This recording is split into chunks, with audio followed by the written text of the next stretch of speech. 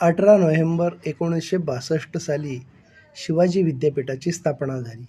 यावेळी विद्यापीठाला प्राचार्य डॉक्टर बाळकृष्ण यांच्या इच्छेनुसार छत्रपती शिवाजी महाराजांचे नाव द्यावे, असे तत्कालीन मुख्यमंत्री यशवंतराव चव्हाण यांच्या मंत्रिमंडळामध्ये ठरले. याबाबत कोणाचीही हरकत नव्हती.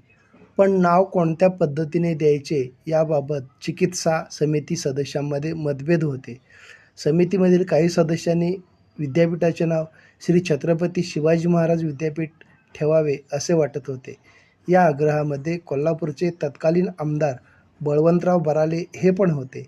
त्यांच्या सततच्या आग्रहामुळे मुख्यमंत्री यशवंतराव चव्हाण यांनी त्यांना मुख्यमंत्री दालनात बोलावले आणि सांगितले की जर तुमच्या म्हणण्यानुसार शिवाजी विद्यापीठास छत्रपती नावाने सुरुवात केली तर भविष्यात अन्य ठिकाणी जशी नावे आहेत, उदाहरणार्थ बडोदा विद्यापीठाचे जसे महाराजा सयाजीराव गायकवाड युनिव्हर्सिटीचा उल्लेख लोकांच्या तोंडी MS युनिव्हर्सिटी होतो, तसेच श्रीमती नथीबाई दामोदर ठाकरसी विद्यापीठाचा उल्लेख SNDT होतो, तसे आपल्या विद्यापीठाचे होऊ नये. शिवाजी विद्यापीठ या नावानेच सतत उल्लेख झाला तर शिवाजी हे नाव लोकांच्या सतत डोळ्यांसमोर राहील. त्याची मोडतोड आणि संकोच होणार नाही. शिवाय एवढ्याच नावामुळे आपण दुसऱ्या कोणाच्या नावाने हे विद्यापीठ सुरू करत आहोत असे म्हणण्याचे कारण नाही.